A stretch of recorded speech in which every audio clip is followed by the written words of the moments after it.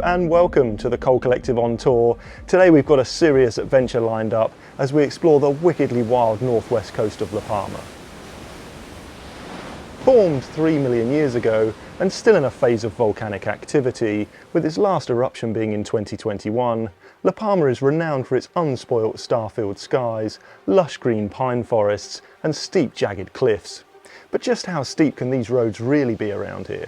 While we consider that for a moment, I wanted to let you know that this video is fueled by Ketone IQ, a new super fuel that's been a game changer in helping me stay focused, ride longer and recover faster after those big mountain efforts. Try it for yourself, and as a friend of the Coal Collective, get 30% off using the link in the description below. So the gravel bike's all set, the body and mind is fueled and focused, which means it's time to head off the beaten track for a climb that up until now only 4 people in the world have completed on Strava. And if that's not daunting enough, the raw statistics alone are enough to unsettle even the most seasoned stoic. From the relentless and unpredictable waves of the Atlantic Ocean, climbing to 2,029 metres in just 15.7 kilometres, and with gradients over 30%. I think we're about to find out why this road is considered a podium contender amongst the very hardest on the planet. It gives me great pleasure and much fear to bring to you Spain's silent assassin, the unknown but deadly Llano de las Ánimas.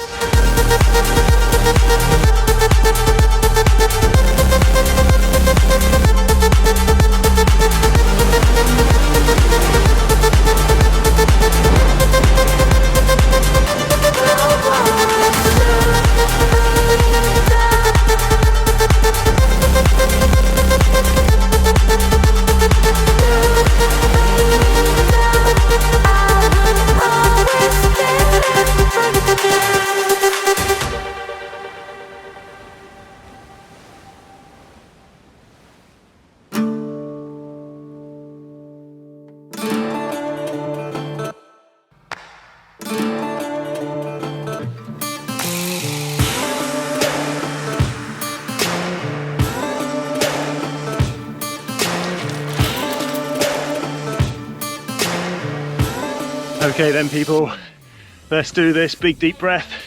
Although the road actually starts at 91 meters elevation, I couldn't help but clamber down a few steps to get right close to the Atlantic Ocean. If you keep swimming west, in a few weeks time you'll end up in Florida. That's how wild it is out here. The wind is quite aggressive as well, just a welcome warm up, and the gradient in the first kilometer is already up to 14%, so no warm up.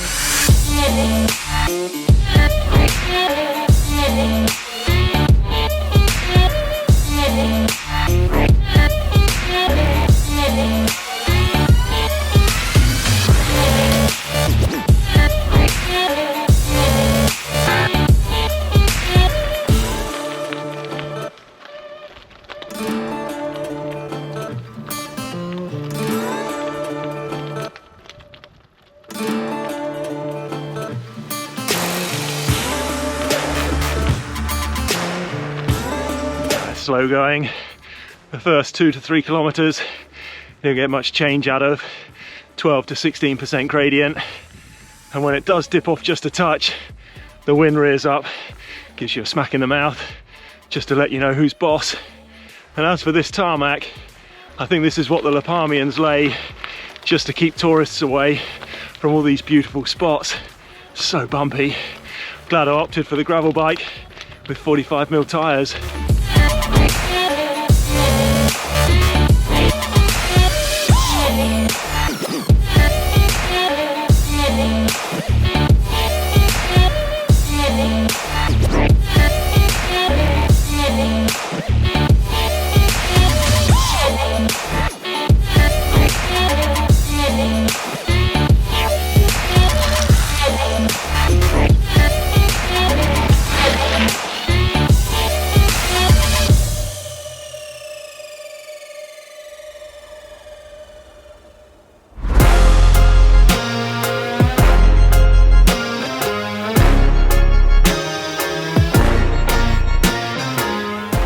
I'll let you into a little secret. I was pretty nervous about this one at the start of the day, and with 12 k's to go, I'm even more nervous. The wind's still battering us, but the gradient's dropped down to 3 or 4%, I've actually got a small downhill in front as well, which is normally a good thing, but on a climb that's one of the toughest in the world, that's a pretty bad sign, because I know it's going to be even more backloaded. We're going to just take this moment, get some air in the lungs, try to recover, and look forward to an onslaught of pain.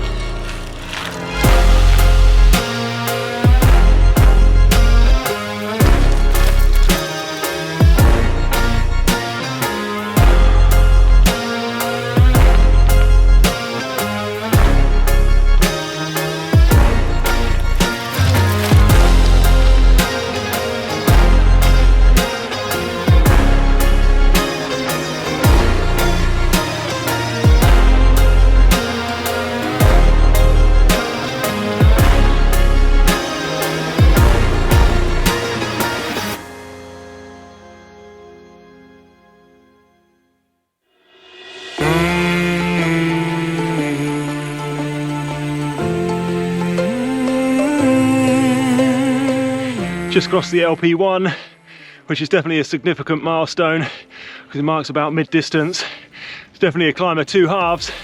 I think all the pleasantries, the nice wiggly bits where we've got some downhills and turns to catch our breath on, all but in the past. As soon as we hit this section, the climb feels very different. Road narrows and it ramped up to 27-28%. It gives you just a fraction of time to recover, down to about 15 before it hits you again. It looks like we're climbing up into a burnt out pine forest, and from here on in the road looks pretty straight.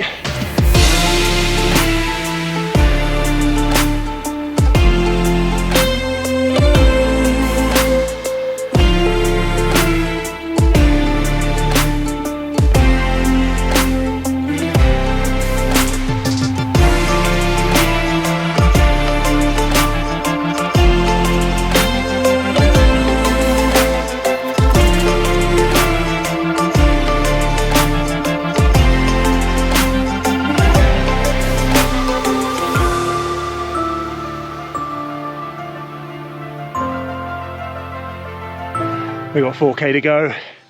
Gradients drop down to 12%. We're at 1300 meters elevation, stair stepping our way up through the plains. On the lower slopes, they're growing almonds and avocados. And up here, this is where the island's famous wine is produced.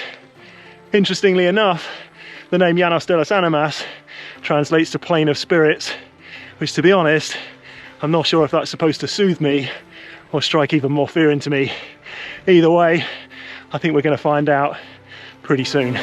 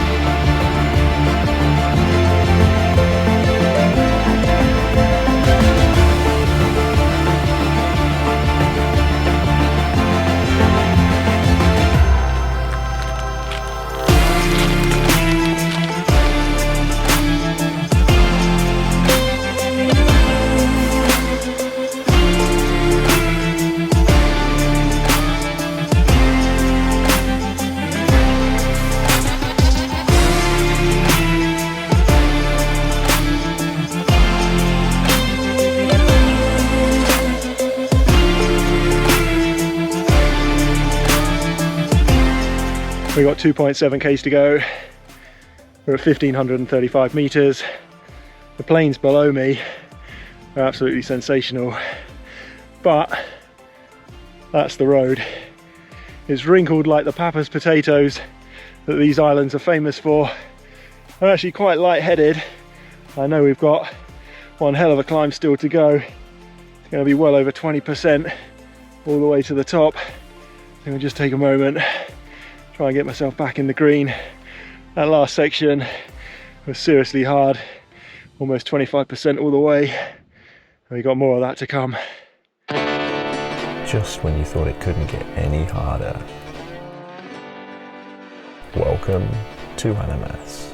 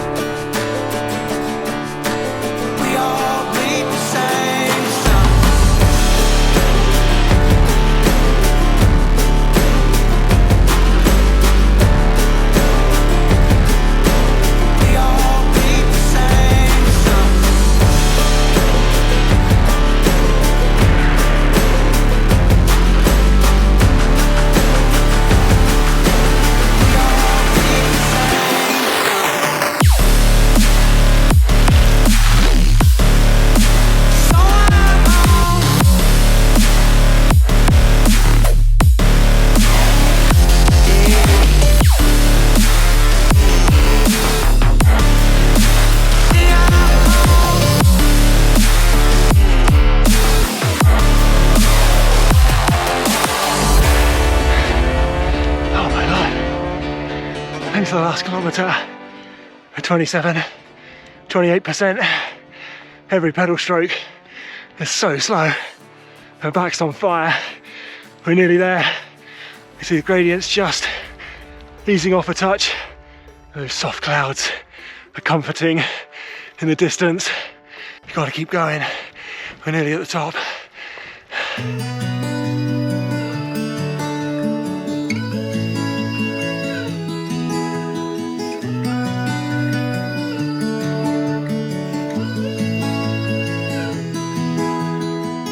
Might be going crazy, I don't know what to do. My heart is screaming for you, babe. And what I'm trying to say is that you make the sky look blue, even when it is gray, babe. Every time I'm feeling down, you can make it go away. Your light is shining bright on me, got no reason to be afraid. You're glowing in the dark. You're glowing in the dark, glowing in the dark. I feel it in my heart. You're glowing in the dark, glowing in the dark. Yeah, you're glowing in the dark. You can make it go away. Glowing in the dark. You can make it go away. Glowing in the dark. Just give me a moment. 2,029 meters. 50.7k, over 2,000 meters of climbing. I've never done anything like that. When I was researching this climb, things like Mauna Kea, Scarnupia and San Clemente kept coming up.